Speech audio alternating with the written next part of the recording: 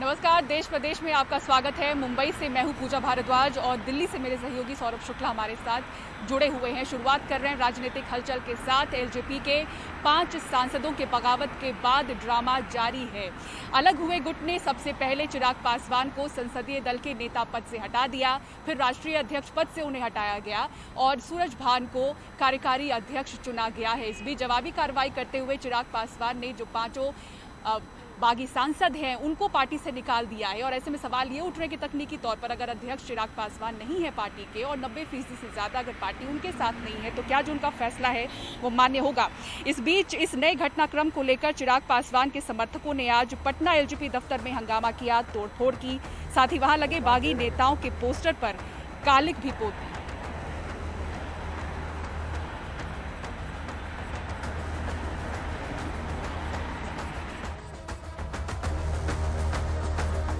सर्वसम्मत से फैसला लिया गया है कि पार्टी विरोधी कार्य जो 5 सांसद ने किया है, माननीय सांसद ने, उस पर सब सर्वसम्मत से सारे सदस्य जो राष्ट्रीय कार्यकारिणी के थे, प्रधान सचिव थे, राष्ट्रीय अध्यक्ष जी थे और जो भी सम्मानित सदस्य हैं, प्रदेश स्टेट प्रेसिडेंट थे, सारे सदस्य थे, लगभग कुछ लोग को छोड़ करके मैक्सिमम थे। तो सब समझ लिया गया कि पार्टी विरोधी काम हो रहा है, इसलिए उनको पार्टी से निष्कासित किया। उनका ये भी कहना है कि विधानसभा चुनाव के समय जिस तरह से चिराग ने नीतीश पर हमला किया, अलग चले, उससे लोग पार्टी के लोग काफी ज्यादा आहत हैं और जिसका नतीजा ये सामने आया है। पार्टी के लोग आहत थे तो उचित फोरम पे कभी बात भी तो नहीं किए। आपको लग रहा है कि सब कुछ जेडीयू के इशारे पर हो रहा है या बीजेपी, क्या कहें? देखिए, इशारे पर किसके हो रहा है पूरी जनता जान रही है और किसके इशारे पर नहीं हो रहा है ये भी जान रही है। लोग जनशक्ति पार्टी के अपने चाहने वाले लोग हैं, अपना कार्यकर्ता है, बेस पार्टी है और जनाधार है।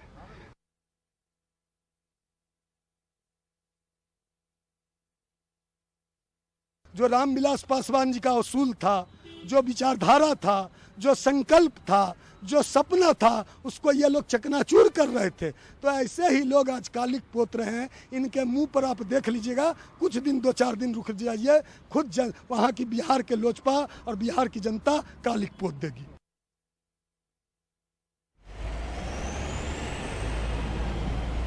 हमारे साथ बात करने के लिए हमारे वरिष्ठ सहयोगी पटना से मनीष कुमार जुड़ चुके हैं। मनीष जी, अब क्या विकल्प हैं चिराग पासवान के सामने? वो क्लेम कर रहे हैं कि पार्टी अब भी उनके पास है, कॉन्स्टिट्यूशन के मुताबिक सिर्फ अध्यक्ष ही बुला सकता है मीटिंग। अब क्या करेंगे चिराग पासवान और अब उनके लिए क्या बचा है? देखिए, पार्टी के संविधान के अनुसार तो निश्चित रूप से चिराग पासवान पार्टी का जो असल उत्तराधिकारी है वो चिराग पासवान ही है। ये एक क्षेत्रीय पार्टी है। ये पार्टी की स्थापना रामविलास पासवान ने की थी, जिन्होंने अपने जीवित रहने के दौरान ही पार्टी का उत्तराधिकार जो है वो चिराग पासवान को दे दिया था। और ये बात शायद उनको इस बात का अंदाजा था कि उनकी मौत के बाद हो सकता है कि उनकी पार्टी के अन्य नेता चिराग को स्वीकार नहीं करें। अब आपका दूसरा सवाल जो सबसे अहम सवाल है कि चिराग पासवान के पास क्या विकल्प है, क्योंकि अब बिहार में 2 लोजपा काम करेगी, एक चिराग पासवान की लोजपा, दूसरा पशुपति कुमार पारस की लोजपा। पशुपति कुमार पारस की लोजपा के ऊपर हमेशा एक सवालिया निशान इसलिए बना रहेगा कि एक बार केंद्रीय मंत्रिमंडल में शामिल होने की उनके जीवन की सबसे बड़ी राजनीतिक महत्वाकांक्षा पूरी हो जाएगी। तब देखना यह होगा कि वो पार्टी को उसी तरीके से बरकरार रखते हैं या उसे पार्टी को मर्ज कर देते हैं, क्योंकि हमेशा यही उनसे पूछा जाएगा कि आप जनता दल यूनाइटेड में कब अपनी पार्टी का विलय करने वाले हैं। जहां तक चिराग पासवान है, चिराग पासवान को निश्चित रूप से अब राजनीति जो है शून्य से शुरू करनी होगी। अब उनके पास अगर 2 ही ऑप्शन है, एक तो वो जिस प्रकार से अभी तक वो चल रहे थे कि 12 जनपद में डिजिटल लैपटॉप के सामने बैठकर वो अपनी पार्टी को चला रहे थे, अगर वो ऐसी पार्टी चलाएंगे तो निश्चित रूप से अगली बार सांसद तो छोड़ दीजिए, शायद मुखिया का चुनाव भी बिहार में ना जीत पाए। लेकिन अगर इस पूरे घटनाक्रम से उन्होंने सबक लिया, जनता के बीच गए, तो निश्चित रूप से जो पासवान जाति का जो वोटर है, उसके अलावा भी जो अन्य दलित समुदाय के लोग हैं, उनको उसे चिराग पासवान को अपना नेता एक्सेप्ट करने में उन्हें कोई दिक्कत नहीं होगी, क्योंकि रामविलास पासवान ने अपना उत्तराधिकारी चिराग को बनाया था। बिहार का जो आज दलित समाज है वो पिछले चुनाव में भी रिफ्लेक्ट हुआ। जनता दल यूनाइटेड के नेता भी, जो दलित नेता है, वो भी मानते हैं कि बिहार में जब से शराबबंदी हुई है उसकी सबसे ज्यादा गाज यानी कि गिरफ्तारी हो, फाइन हो, वो दलित समाज के लोगों को उठाना पड़ रहा है। वैसे में अगर बागी होकर चिराग उनके बीच जाएंगे तो निश्चित रूप से जनता उनको हाथों हाथ उठाएगी। लेकिन ये सारा ऑप्शन चिराग के ऊपर निर्भर करता है, क्योंकि चिराग अभी तक जो है वो ट्विटर पे, सोशल मीडिया से अपनी राजनीति चलाते आए हैं। जनता के बीच जब जाने की बात हुई तब उन्होंने कोई ऐसा अंश नहीं या ऐसा कोई उनका प्रदर्शन नहीं था जिससे लगे कि वो सही मायनों में रामविलास पासवान के राजनीतिक उत्तराधिकारी हैं। सौरभ जी मनीष, बहुत बहुत शुक्रिया आपका तमाम जानकारी के लिए। तो मनीष, हमारे वरिष्ठ सहयोगी बता रहे हैं कि अब दिल्ली में रहकर बिहार की राजनीति करने से नहीं होगा, बिहार की सड़कों पर चिराग पासवान को उतरना होगा और शून्य से शुरुआत करनी होगी। तो जो कार्रवाई चिराग पासवान ने जवाबी कार्रवाई की है 5 बागी सांसदों को पार्टी से निकालने की, उसके पहले उन्होंने एक चिट्ठी को ट्वीट किया। होली के समय उन्होंने ये चिट्ठी लिखी थी जिसमें उन्होंने अपने चाचा पर गंभीर आरोप लगाए थे। क्या उन्होंने इस चिट्ठी में लिखा था आपको हम बताते हैं। तो अपने चाचा पशुपति पारस पर जो उन्होंने गंभीर आरोप लगाए हैं, इस चिट्ठी में ये लिखा है उन्होंने कि मेरे राष्ट्रीय अध्यक्ष बनने पर आप नाराज हुए, प्रिंस को प्रदेश अध्यक्ष बनाने पर आप नाराज हुए, नीतीश द्वारा मुझ पर हुए हमले पर आप खामोश रहे, विधानसभा चुनाव में रणनीति बनाने में आपने मदद नहीं की, आपने एक भी दौरा उस समय नहीं किया, आपने हमेशा मेरी निंदा की, पार्टी के प्रति नकारात्मक रहे, पार्टी के साथ काम करना चाहें तो करें, नहीं करना चाहें तो न करें।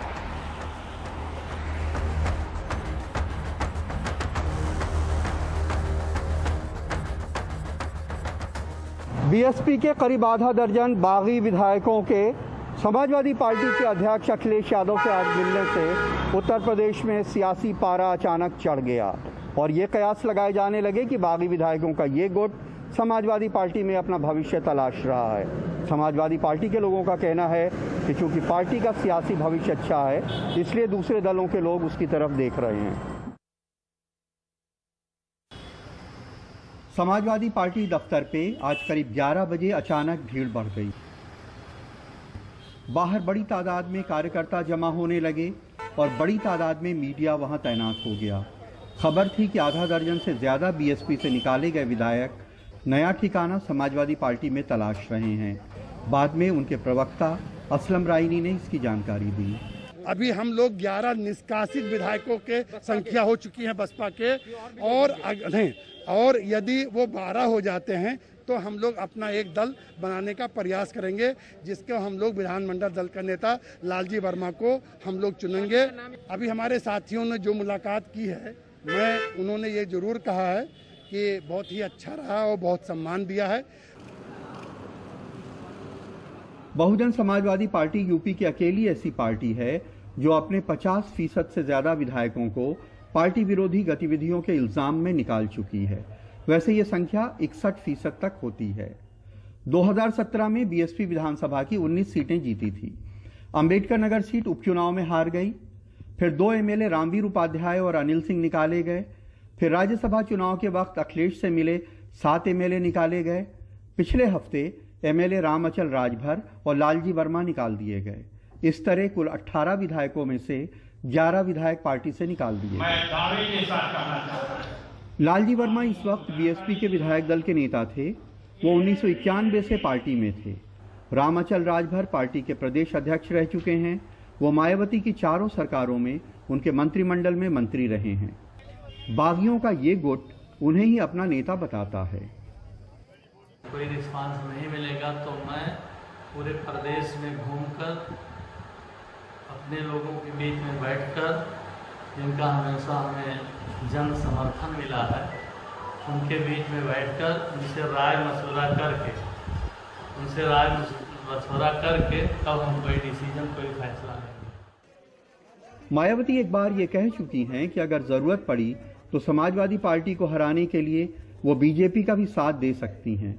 ऐसे में बीएसपी से जीते विधायकों का अखिलेश यादव से मिलना बीएसपी के लिए अच्छा संकेत नहीं है। और ये जो कार्यकर्ता और जो विधायक लोग आ रहे हैं, इनका अपने अपने क्षेत्र में दबाव है, जाति का वोट है, इनके समीकरण का वोट है, और अल्लाह ने चाहिए अच्छा ये समीकरण बनेगा और हम वापस सरकार में आएंगे। बीएसपी भले कहे कि इन विधायकों को वो पहले ही पार्टी से निकाल चुकी है, लेकिन अगर किसी भी पार्टी के आधे से ज़्यादा विधायक किसी दूसरे दल का दामन थामने के फिराक में हो तो उस दल के लिए जाहिर सी बात है कि यह बड़ा फायदे का राजनीतिक सौदा है।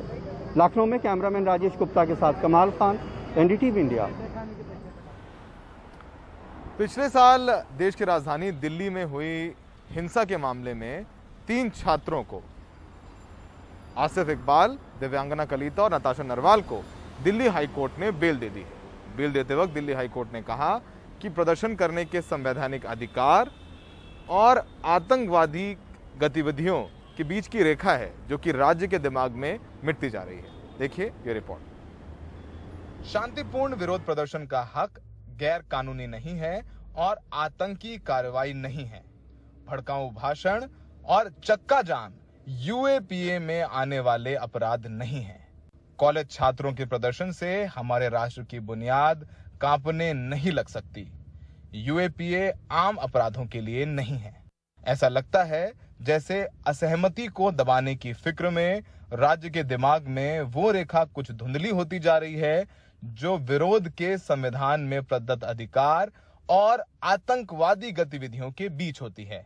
अगर इस मानसिकता को बल मिलता है तो ये लोकतंत्र के लिए उदास कर देने वाला दिन होगा। दिल्ली हाईकोर्ट ने ये सारी बातें दिल्ली दंगों के आरोप में गिरफ्तार किए गए 3 छात्रों को बेल देते हुए कही। इसी के साथ साल भर से जेल में बंद 24 साल के छात्र आसिफ इकबाल, 32 साल की जेएनयू छात्रा नताशा नरवाल और 31 साल की दिव्यांगना कलीता को यूएपीए में बेल मिल गई। ये बहुत ही महत्वपूर्ण जजमेंट है। तो दिल्ली हाईकोर्ट ने यही बोला है कि सिर्फ यूएपीए की धारा लगा देने से कुछ नहीं होता। हमको देखना होगा कि क्या कोई ऐसा टेररिस्ट एक्ट एलिज है। सिर्फ प्रोटेस्ट करना, भड़काऊ भाषण भी देना या चक्का जाम भी करना, इनको टेररिस्ट एक्ट नहीं कहा जा सकता। दिल्ली पुलिस का आरोप है कि आसिफ इकबाल, दिव्यांगना कलीता, नताशा नरवाल ने अपने साथियों के साथ मिलकर पूरा दंगा गढ़ा। धार्मिक उन्माद फैलाने के लिए भड़काऊ भाषण दिए गए। सुनियोजित ढंग से दिल्ली में सड़कें बंद कराई जिससे धार्मिक दंगे भड़के और 50 से ज्यादा लोगों की मौत हुई। पिछले दिनों नताशा नरवाल के जेल में रहते ही उसके पिता की कोरोना से मौत भी हो गई थी। दिल्ली हाईकोर्ट के इस फैसले का असर यूएपीए केस में बंद दूसरे आरोपियों की बेल पर भी पड़ेगा, जिसमें से उमर खालिद, मिरान हैदर, खालिद सैफी जैसे लोग हैं। दिल्ली हाईकोर्ट के इस आदेश ने एक बात तो साफ कर दी है कि जो प्रदर्शन करने का अधिकार है उसके तहत अगर प्रदर्शन किया जाता है, सड़कें जाम की जाती हैं या फिर उत्तेजक भाषण भी दिए जाते हैं, तो इसका मतलब ये नहीं है कि प्रदर्शन करने वाले या उत्तेजक भाषण देने वाले आतंकवादी हो जाते हैं या फिर आतंकवादी गतिविधि में संलिप्त हो जाते हैं। और हम सबको याद होगा कि दिल्ली पुलिस ने जब चार्जशीट फाइल की थी यूएपीए में तो उन्होंने कहा था कि ये चक्का जाम करना अलोकतांत्रिक है। सहयोगी मनु नायर के साथ दिल्ली में सौरभ शुक्ला, एनडीटीवी इंडिया। और देश प्रदेश में रुक रहे फिलहाल एक ब्रेक के लिए, आप कहीं मत जाइएगा। ब्रेक के बाद आपको दिखाएंगे विदेश जाने वालों के लिए विशेष टीका केंद्र।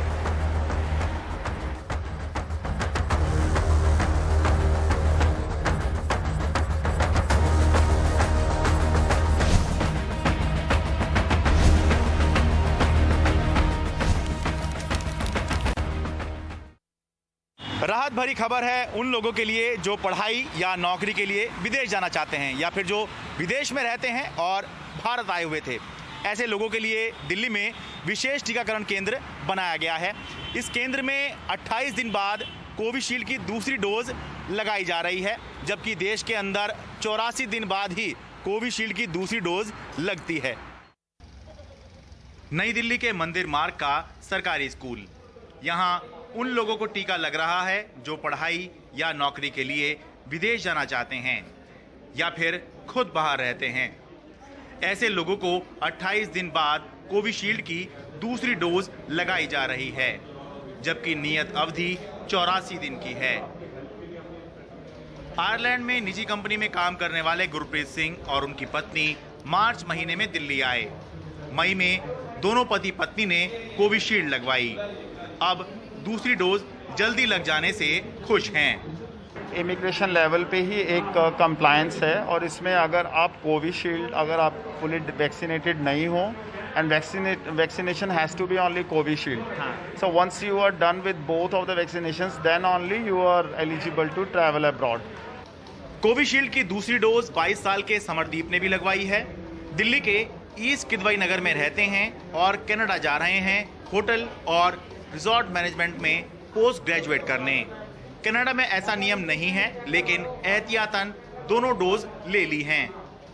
ऐसा भी रूल नहीं बनाया, बस ये हेल्थ यूनियन की रिकमेंडेशन है कनाडा गवर्नमेंट को। अच्छा। कि अगर आदमी फुली वैक्सीनेटेड है तो उनको क्वारंटीन एग्जेम्प्ट कर सकता है। सरकार का कहना है उसने ये सुविधा इसलिए दी है कि बाहर जाने वालों को कोई दिक्कत ना हो। जो बाहर जा रहे हैं अभी तो कहीं ऐसा कंडीशन नहीं रखी गई है कि वैक्सीनेशन होनी चाहिए तभी लिया जाएगा, बट कल के दिन अगर कोई वैक्सीनेशन की कंडीशन भी रखी जाती है तो भी वो उस कंडीशन को मीट कर सकेंगे कि उनका अपना कोविशील्ड का पूरा वैक्सीनेशन का कोर्स पूरा हो चुका होगा। यहाँ टीका लगवाने के लिए जरूरी है कि विदेश से आपकी एम्प्लॉयर कंपनी या यूनिवर्सिटी ने लिखकर कहा हो कि आपको 31 अगस्त से पहले वहाँ पहुँचना जरूरी है। अच्छी बात है कि विदेश जाने वालों को सरकार 28 दिन के बाद कोविशील्ड की दूसरी डोज लगवा दे रही है, क्योंकि आम लोगों को 84 दिन से पहले दूसरी डोज नहीं लग रही है। इसलिए आम लोग सोच रहे हैं कि सरकार हमारे बारे में भी थोड़ा सोच ले, ताकि हम भी जल्दी से कोविशील्ड की दूसरी डोज लगवाएं और चिंता मुक्त हो जाएं। दिल्ली से अपने सहयोगी कैमरा पर्सन संजय कौशिक के साथ मैं शरद शर्मा, NDTV इंडिया।